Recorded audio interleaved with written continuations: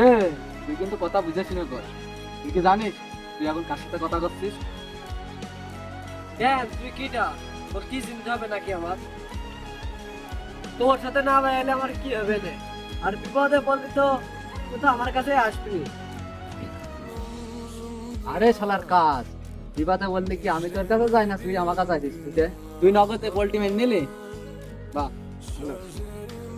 মরে যাবো, তাও তোর চেহারা দেখবো না আমি আর কোনোদিন। হস, শালার বেঈমান। তোর আমি কেন করি যা।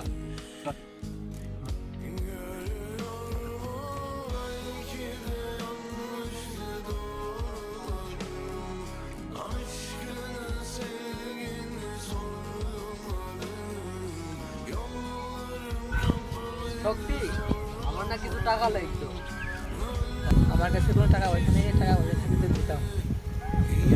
আমার মাটা না হাসপাতালে ভর্তি, এখনো ওষুধ পানি কিছুই কিনতে পারিনি, তাই কিছু আমার টাকা লাগতো। তোর কাছে কিছু টাকা থাকলে দে না, আমার খুব টাকার দরকার।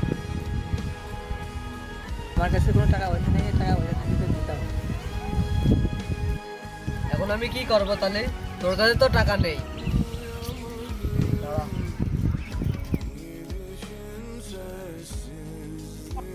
হেস, শালা কইস না আরে।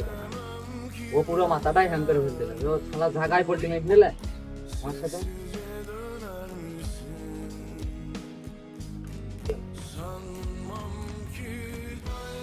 কিরা ফোন দিচ্ছে আবার? আরে ও ফোন দিচ্ছে।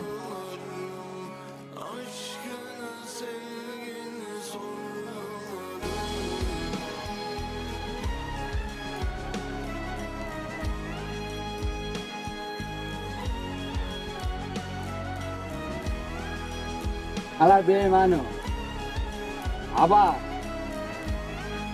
আরে ফোনটা রিসিভ কর, বারবার ফোন দিচ্ছে, নির্বাচন তো হতে পারে।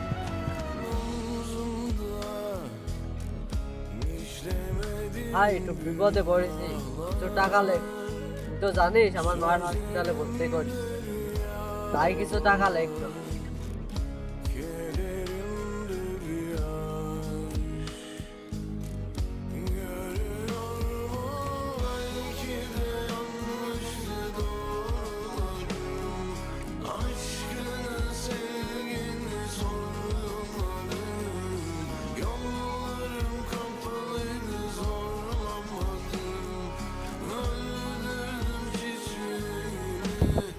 এই শোন, তুই না আমার মুখ দেখবি রে।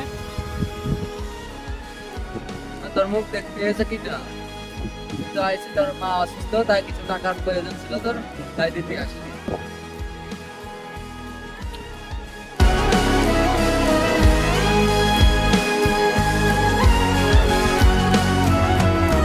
Duyamadım gidişin sessiz